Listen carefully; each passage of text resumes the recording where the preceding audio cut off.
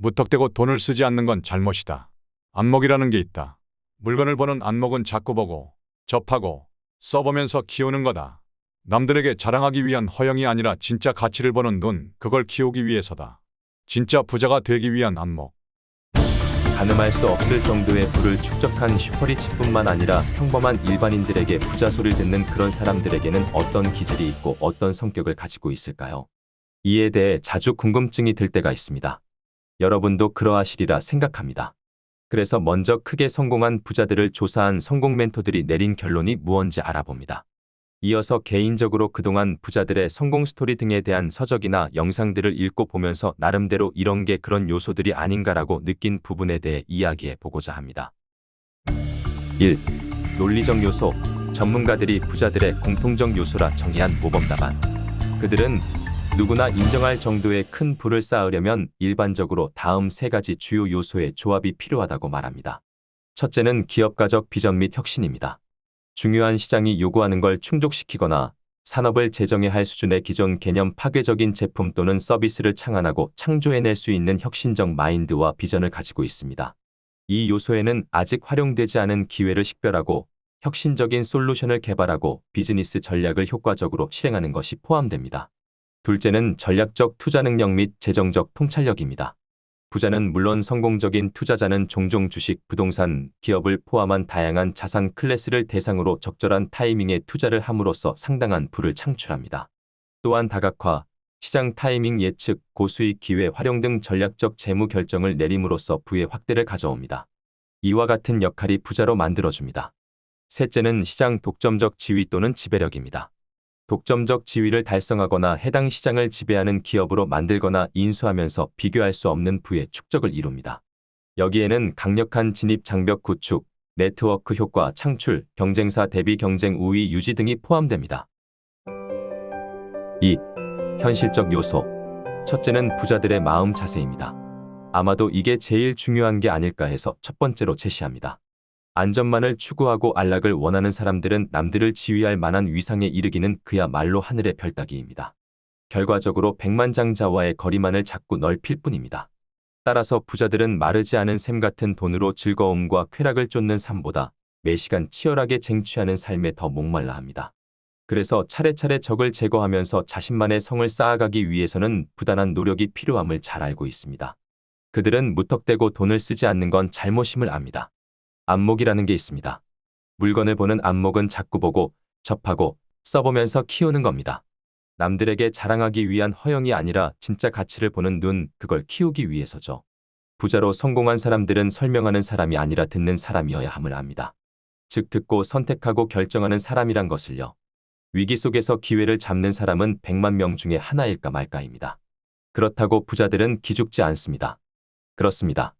최고의 기회는 항상 최고의 위기 속에 있으므로 당연히 자신이 그 100만 명 중에 한 명이 되겠다는 굳건한 의지로 도전하여 최고의 위기를 최고의 기회로 만든다는 자세를 견지합니다. 이런 정신이 실패 확률을 떨어뜨리죠.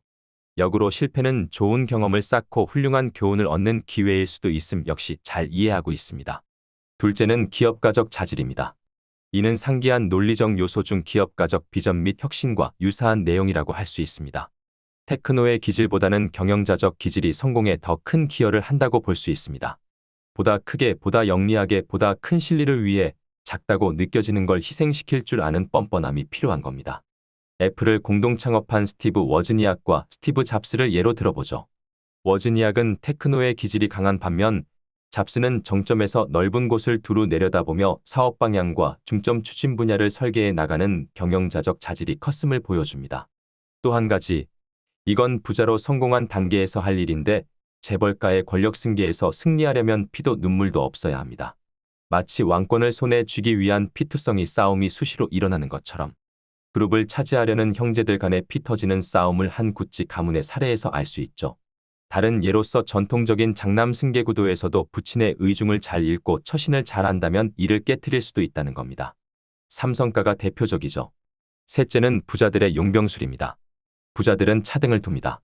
적극적인 사람, 미적지근한 사람, 이 둘을 똑같게 대할 순 없습니다. 소극적이거나 비협조적인 사람들은 이 말을 치며 후회하게 만드는 거죠. 보상은 늘 자신을 따르는 사람만 얻을 수 있다는 걸 확실하게 심어주는 겁니다. 말을 움직이려면 채찍보다 당근이 효과적이라는 걸 잘 알죠.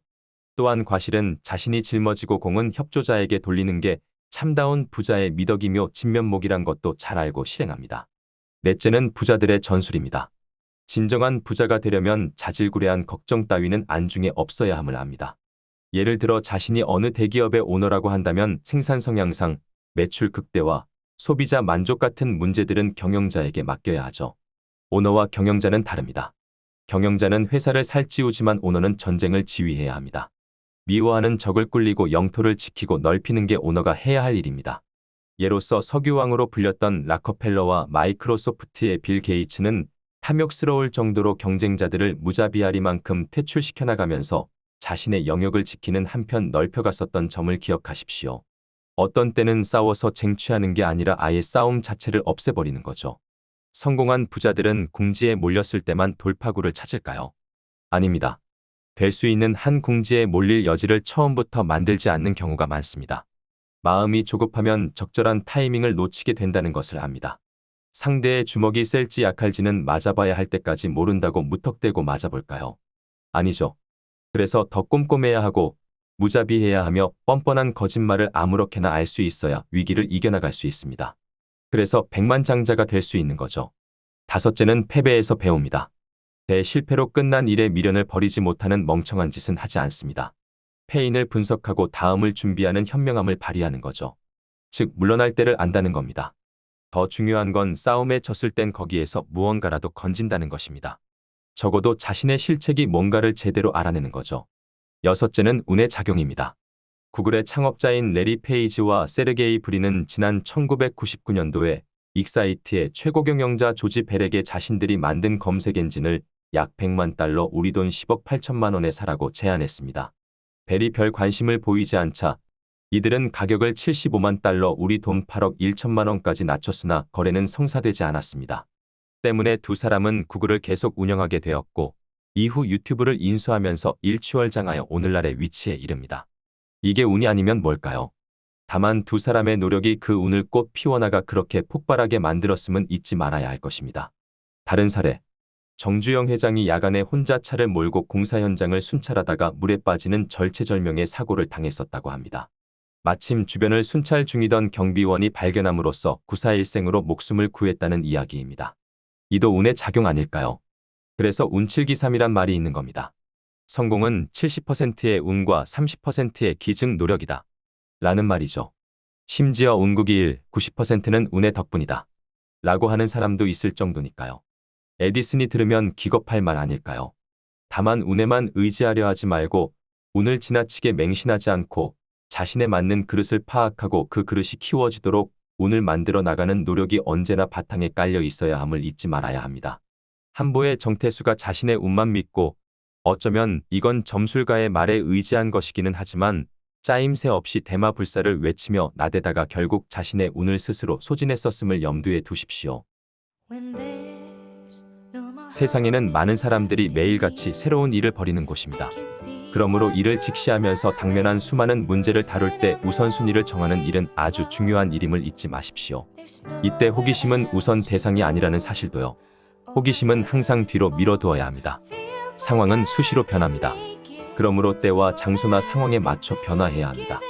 이와 더불어 인간은 끝을 알 수 없는 여러 모습을 가질 수 있다는 점도 언제나 염두에 두어야 합니다. 때문에 많은 가면을 준비해야 할 필요가 있고 때맞춰 사용할 줄도 알아야 합니다.